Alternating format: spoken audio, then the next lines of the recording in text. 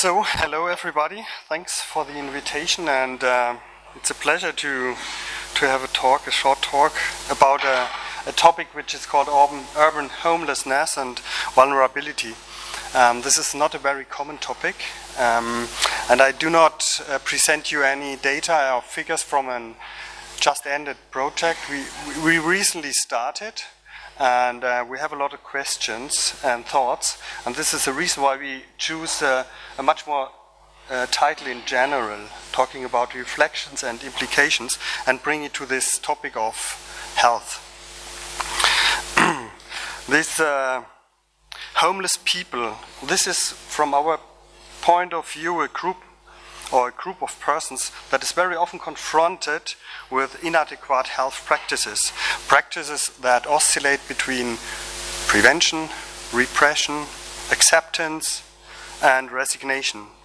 And at the end, homeless people cannot profit efficiently from health strategies, or in other words, in case that health strategies have an interest in putting the most excluded in society first, but however, they turn a blind eye to homeless people as citizens who have a right to participate and to be recognized as valuable members of the society. This calls for attention because the number of homeless people is increasing all over Europe. This is just a figure from FEANZA, the European umbrella organization of all the organizations working with homeless peoples, and what you can see is all the red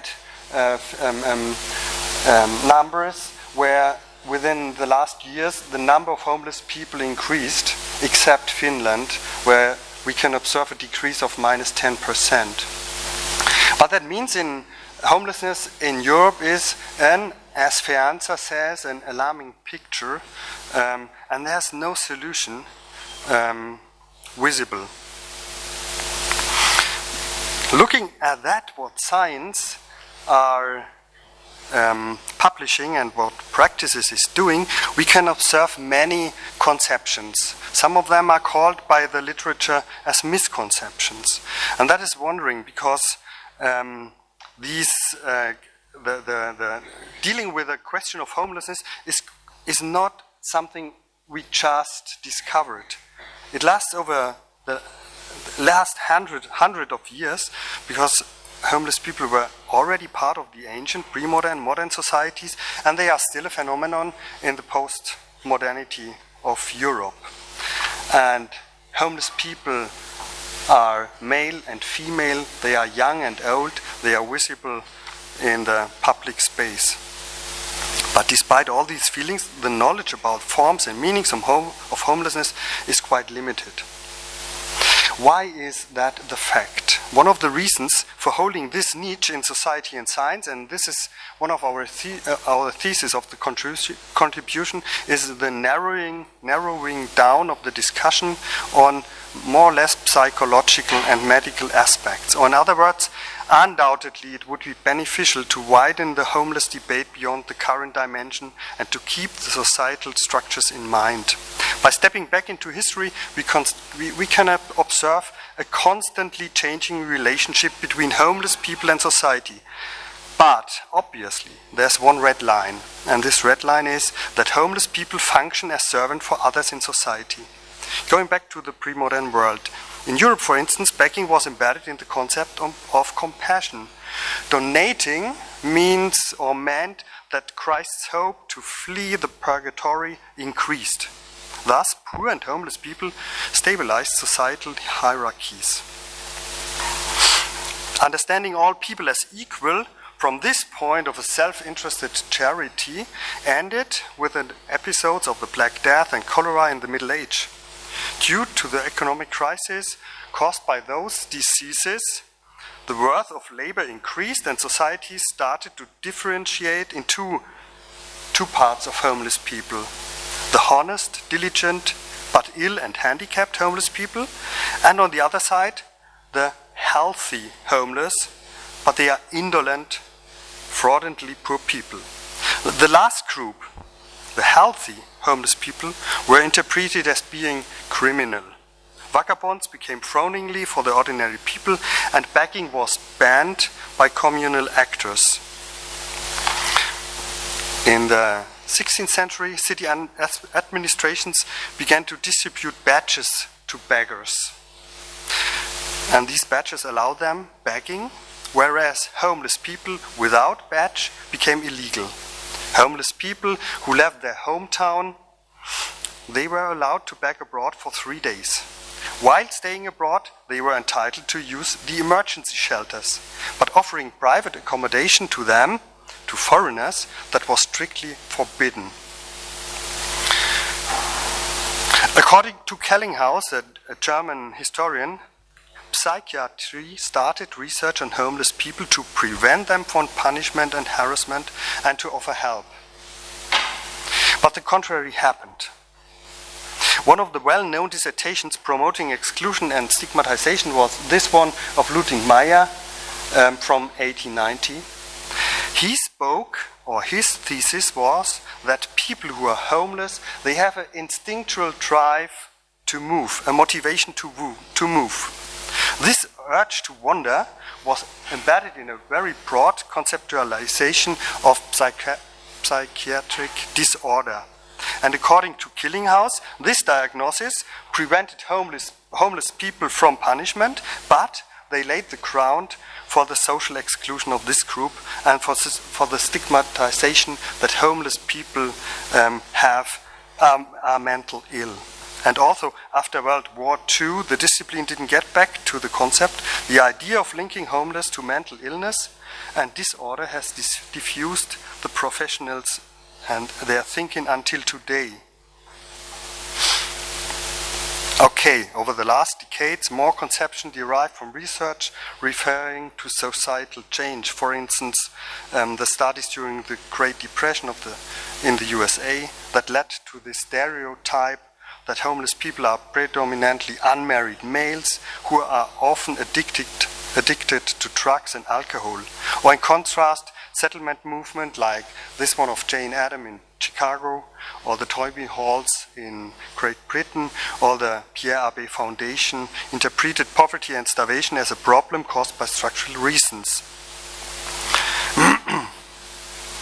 Despite all the concepts and the diversity of homeless profiles, the understanding that homeless people are responsible for their own has been maintained until today.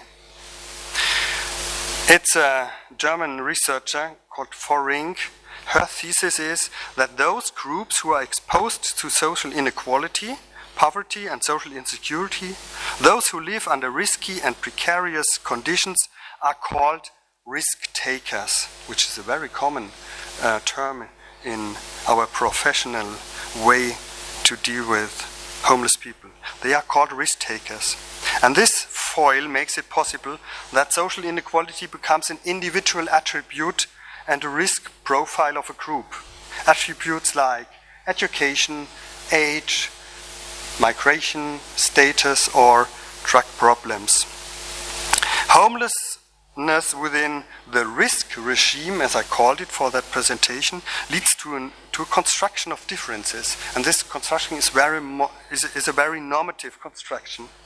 Like that one, I will quote Martin and Shape from 2006, where they are constructing something like a circulus viciosus: trauma, homeless, psychological problems, drugs, and alcohol abuse.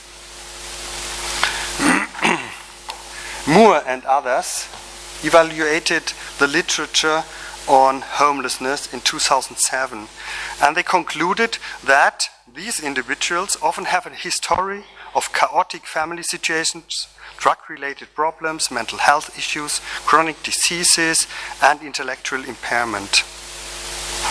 And the story goes on and goes to a grand narrative. Sanding contributes to that 8 factors to be related to become homeless: jobless, jail, relationship breakdown, behavioral rebelliousness, childhood abuse, foster care, substance abuse, and eviction. In the course of the homeless career, additional factors are responsible for continuing, this is that circle, for continuing homelessness: substance abuse, adverse life events, avoidant coping, criminal offenses, and ill health. Based on that construction of homelessness as a fate of individual risk takers, interventions are planned, services and access to services are defined, and normative routines or practices are implemented. Emergency shelters are in that narrative not an offer for people excluded by housing market, for instance, but a service where homeless people can sleep for one or some other nights, unless they are citizens, unless they have a passport, unless they do not drink or use drugs, and so on. For many years, this approach, which is much or more or less a pathological approach, dominated the whole professional practice of working with homeless people. And it was Fianza, I already introduced, and we met yesterday in the workshop. It was Fianza who promoted new concepts that are focusing on the living situation, and concepts that define having a home as an adequate living situation. And adequate living situation means, in the idea of Edgar, 2009, to have a decent dwelling, to have a space, to have something which is adequate to meet the needs of a person, or of a person and his family.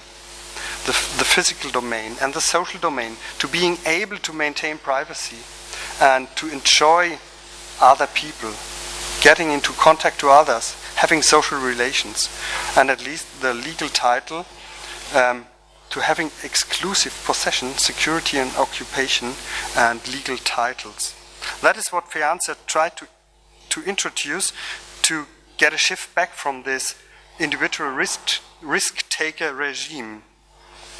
And they get deeper in that with ethos, a typology of homelessness and housing. And here you can see how the idea get back from the individual life to a more structure, and the question of what is the framework in which we can homelessness observe.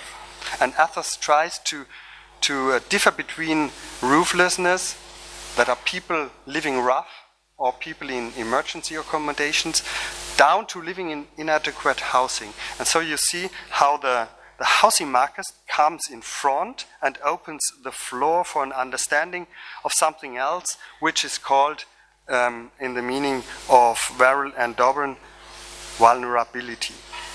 Homeless people belong to a non-privileged social group that is exposed to social insecurity and the practices of social regulations.